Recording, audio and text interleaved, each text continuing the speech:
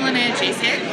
This was my project, Inuit Women's Conceptualizations of and Approaches to Health in Changing Climate, which was supported by my advisor, Dr. Tristan Pierce, and done in collaboration with my research partners in the community of Jasmine Klangenberg and Denise.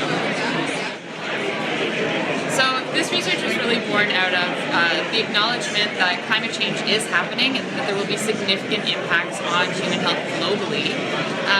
And some have even said that climate change is perhaps the biggest health threat of the 21st century. And adapting to climate change will be one of the main challenges for public health moving forward.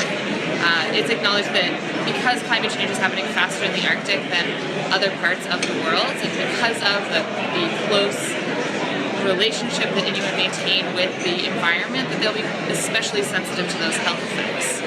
So we need to start exploring adaptation options to mitigate and manage some of those health effects of climate change.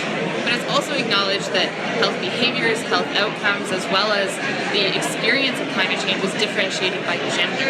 So this really needs to be undertaken as a gendered approach.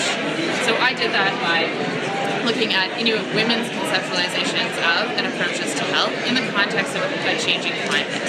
And what I found was that largely Inuit women maintain traditional conceptualizations of health that are holistic in nature, as well as ecocentric, so prioritizing relationships among people as well as the environment and place. This echoes research that's been done in other parts of the Arctic and reiterates research that's been done previously in the Inuvialuit settlement region. But what's interesting is I found that in contrast to this holistic conceptualization of health, their approaches to health are highly dichotomized, where traditional practices make up the foundation of Inuit women's preventative health behaviors. So in maintaining good health, preventing illness and injury, those are all done through traditional means and traditional avenues, whereas when illness and injury or symptoms are beginning to be experienced, treatment is sought through the formal healthcare system, and there is trust in the formal healthcare system to take care of you in that way.